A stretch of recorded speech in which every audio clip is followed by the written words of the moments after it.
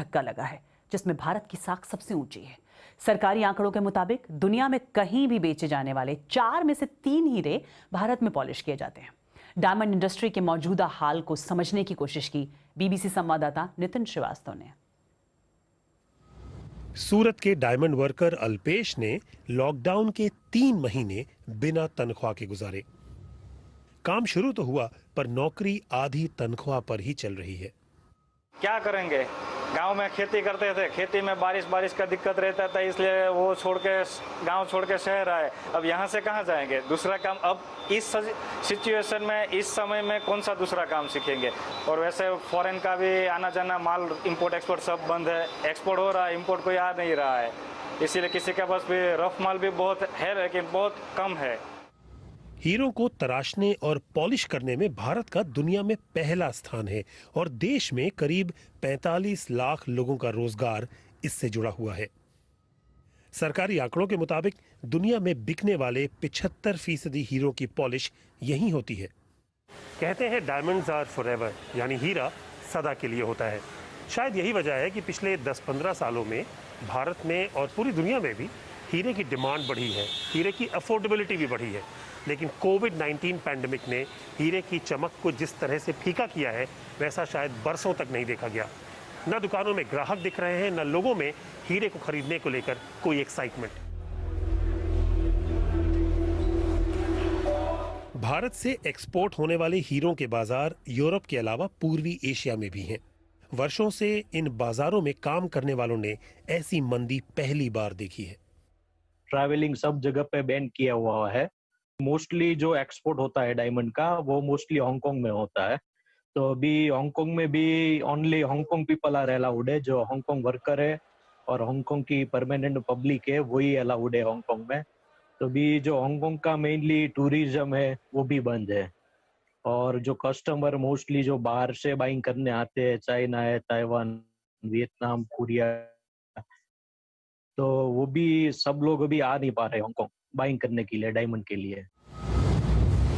हर अर्थव्यवस्था की तरह भारत भी कोविड-19 की मार सह रहा है।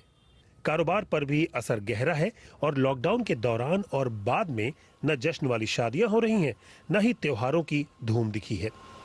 हालांकि भारत में डायमंड कारोबार की नीतियों से जुड़े लोगों को उम्मीद भी है। आज किसी की डिमांड है तो हम माल भी नहीं भेज सकते हैं, तो इससे हम चौकस में मानता हूं कि लॉस हुआ है। लेकिन पूरे वर्ल्ड के अंदर ये सिचुएशन थी, तो एक बिजनेस लॉस उसको हम कैलकुलेशन में गिन सकते हैं। और आज की तारीख में भी कोविड-19 की लॉकडाउन ख़त्म होने के बाद अभी धीरे धीरे मार्केट स्टार्ट भी हो रहा है और एक्सपोर्ट भी बढ़ रहा है। कारोबारी लफ्जों में हीरो की गिनती लग्जरी आइटम में होती रही है, लेकिन इस लग्जरी आइटम से जुड़ी है लाखों जिंदगियां, जिनके लिए कोरोना एक महामारी से कहीं ज्यादा साबित हुआ है। नितिन श्रीवास्तव, बीबीसी, दिल्ली। हीरा व्यापार को जो नुकसान पहुंचा, उसे कुछ आंकड़ों से समझा जा सकता है। इन आंकड़ों को हमारे साथ साझा किया gem and jewellery export promotion council ने। इस साल अप्रैल से जुलाई के दौरान करीब $4 मिलियन की जेम्स और ज्वेलरी का निर्यात किया गया। पिछले साल ये आंकड़ा $8 मिलियन से ज्यादा था, यानी कि पिछले साल के मुकाबले निर्यात में 50% की कमी आई। इसी तरह इस दौरान कट और पॉलिश किए गए हीरे के निर्यात में 46% से ज्यादा की गिरावट आई। लैब में बने और पॉलिश किए हीरे के निर्यात में 23% से ज्यादा की गिरावट आई।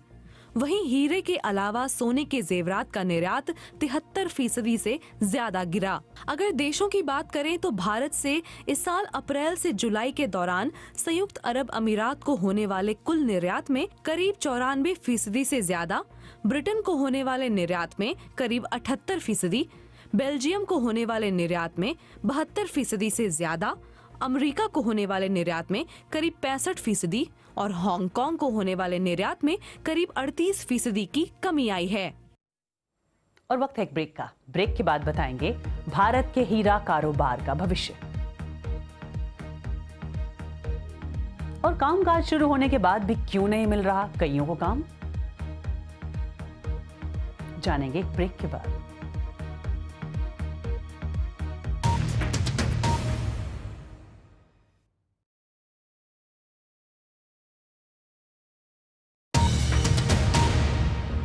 आप देख रहे हैं बीबीसी दुनिया, मैं हूं सारिका सिंह। ब्रेक से पहले हम बात कर रहे थे हीरा कारोबार की खराब हालत की, लेकिन इसके हालात कब सुधरेंगे? निर्यात में बढ़ोतरी कब दिखेगी? यही पूछा बीबीसी संवाददाता नितिन श्रीवास्तव ने federation of Indian export organisation के अध्यक्ष शरद कुमार सराफ से।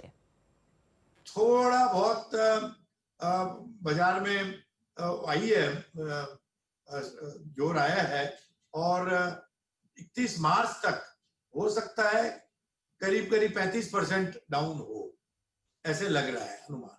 और कॉम्पिटिटर्स हैं दुनिया भर में, वो इसमें क्या एक अपॉर्चुनिटी भी सेंस कर रहे होंगे कि ये एक मौका है भारत से जो डायमंड का ट्रेड है उसमें थोड़ा सा एक शेयर लेने का? सोचेंगे तो सभी, ऐसी बात नहीं है। जैसे इजराइल है, थाईलैंड है, ये बड़े बड़े सेंटर हैं, तो ये एंटवर्प तो ट्रेडिशनल सेंटर है, ये जरूर सोचेंगे। चाइना जो है वो पिछले कुछ सालों में सिंथेटिक डायमंड्स का एक बड़ा मैन्युफैक्चरर बन के उभरा है, और चाइना में जो जो जो जो रियल डायमंड्स हैं उनकी डिमांड भी बहुत हाई है। तो कुछ लोगों का ये कहना है कि क्या चाइना अब डायमंड्स का ग्रोथ ड्राइवर बन जाएगा? जो थोड़े बहुत रिप्लेसमेंट होगा सिंथेटिक से, वो तो अमेरिका में भी होगा, चाइना में भी होगा, सभी जगह होगा, लेकिन रियल डायमंड को चाइना ड्राइव करेगी, ये बात मैं नहीं मानती। और आज जारी हुए जीडीपी के आंकड़ों से जाहिर हुआ कि भारत में लॉकडाउन का असर काफी गहरा हुआ है। कोरोना ने अर्थव्यवस्था को जो चोट पहुंचाई है, उससे लाखों को अपनी नौकरियां गंवानी पड़ी है। किसी को काम बंद करना पड़ा तो किसी को दुकान बंद करनी पड़ी। एक आंकड़े के मुताबिक केवल जुलाई महीने में 5 लाख लोगों ने अपनी नौकरियां गंवाई हैं। देखिए बीबीसी संवाददाता मयूरेश कोन्नूर की रिपोर्ट। ललिता संगटी पिछले 5 महीनों से बेरोजगार है। वो मुंबई के उपनगर भांडुप में हर दिन घर घर जाकर काम की तलाश करती है। 16 सालों से वो लोगों के घर में काम करती आई है, लेकिन कोविड-19 लॉकडाउन के दौरान उन लोगों ने संक्रमण के डर से उन्हें काम से हटा दिया। काम तो करा लागना है, काम हमें काम की तलाश है। काम नहीं मिलेगा तो घर कैसे चलेगा? मेरी बेटियां क्या खाएंगी? किराया कैसे दूंगी? धीरे धीरे जैसे अर्थव्यवस्था पटरी पर आ रही है, संगीता जैसे लाखों लोग आस लगाए इंतजार कर रहे हैं। मैं फिलहाल मध्यवर्ती मुंबई के एक सबसे बड़े होलसेल सब्जी मार्केट में खड़ा हूं। इस तरह के मार्केट्स अब कंटेनमेंट जोन के बाहर पूरे देश भर में खुलने शुरू हो चुके हैं। ये एक छोटा सा उदाहरण है जो भारत की सबसे बड़ी इनफॉर्मल इकोनॉमी जिसे कहा जाता है, या फिर असंगठित क्षेत्र कहा जाता है दहाड़ी मजदूरों का, वो धीरे धीरे पटरी पर वापस आना शुरू हो गया है। मजदूरों के हाथ को यहाँ पे अब काम मिलना शुरू हो चुका है। लेकिन चिंता की अवस्था दूसरी छोर पर है, जिसे हम कॉर्पोरेट सेक्टर कहते हैं या फिर फॉर्मल इकोनॉमी कहते हैं। वहाँ पे नौकरियों की संख्या दिन ब दिन घटती जा रही है। सैलरीड क्लास अब चिंता में है।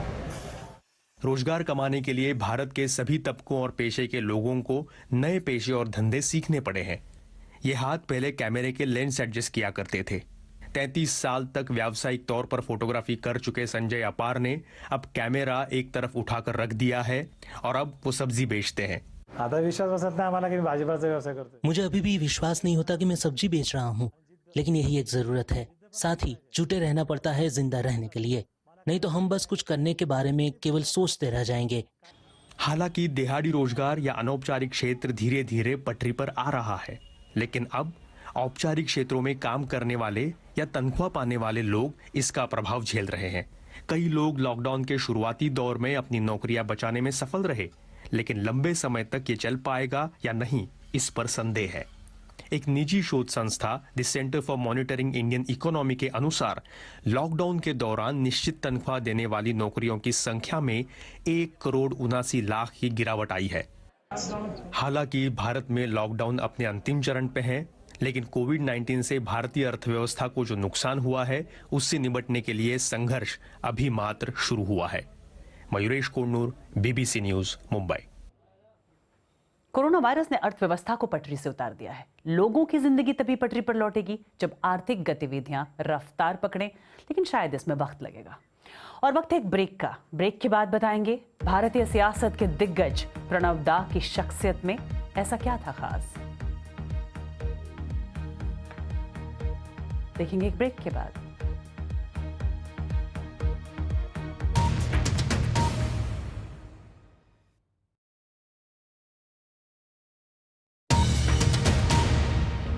आप देख रहे हैं बीबीसी दुनिया, मैं हूं सारिका सिंह। राजनीति में उनकी गिनती सबसे कद्दावर नेताओं में होती थी। वो संसद पहुंचे तो उनकी संसदीय कार्य कुशलता के सब मुरीद हो गए, तो रिश्ते बनाने की उनकी कला के भी कई कायल हो गए। उन्हें दुनिया के सर्वश्रेष्ठ वित्त मंत्रियों में से एक माना गया, और जब वो राष्ट्रपति बने तो राष्ट्रपति भवन के दरवाजे आम लोगों के लिए खुल गए। आज भारत रत्न प्रणब मुखर्जी हमारे बीच नहीं है। उन्हें याद कर रहे हैं रेहान फजल, और उनसे बात की बीबीसी संवाददाता वंदना ने। देखिए, उनकी गिनती भारत के चोटी के राजनेताओं में होती थी, बल्कि कुछ हलकों में ये कहा जाता था the best prime minister India never had उनके बारे में।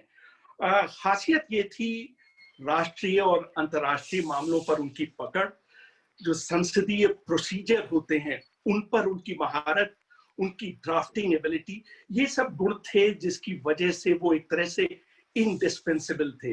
1980 में ही वो नंबर 2 बन गए थे इंदिरा गांधी के कैबिनेट में, लेकिन जब उनका निधन हुआ तो राजीव गांधी से उनकी गलतफहमी हो गई और राजीव गांधी ने न तो उन्हें अपने कैबिनेट में लिया बल्कि उन्हें पार्टी से भी बाहर जाना पड़ा। 2004 में जब सोनिया गांधी ने प्रधानमंत्री का पद अस्वीकार किया तो कायदे से वरिष्ठता के हिसाब से प्रणब मुखर्जी नंबर 2 थे, उनको बनना चाहिए था प्रधानमंत्री। लेकिन ये उनकी खास बात कि उन्होंने जरा भी रत्ती भर भी अपना विरोध नहीं प्रकट किया। तो क्या वजह रही कि इतनी सारी विशेषताओं के बावजूद वो कभी वो मकाम जो प्राइम मिनिस्टर बनने की एक जो ख्वाहिश रही होगी वो हासिल नहीं कर पाए? देखिए, वो खुद भी कहा करते थे कि उनका कोई पॉलिटिकल बेस नहीं था। तो एक तो ये अवगुण था। दूसरा, वो खुद मानते थे कि उनकी हिंदी भाषा पर उतनी पकड़ नहीं थी। राजनीति के अलावा किस तरह का उनका योगदान याद रखा जाएगा, भारत हो या भारत के बाहर हो? देखिए, वित्तीय प्रबंधन में उन्होंने बहुत वाहवाही लूटी। 80 के दशक में यूरो मनी एक मैगजीन होती थी, उसने उनको दुनिया के बेहतरीन वित्त मंत्रियों में से एक करार दिया। सिंगापुर के प्रधानमंत्री ली क्वान यू, वो भी उनके बहुत बड़े प्रशंसक थे। तो राजनीति की दुनिया हो या आम लोग, सबके दिलों में प्रणब दा हमेशा रहेंगे। और कार्यक्रम कैसा लगा बताने के लिए आप मुझे ट्वीट कर सकते हैं @BBC सारिका पर। बीबीसी दुनिया में फिलहाल इतना ही।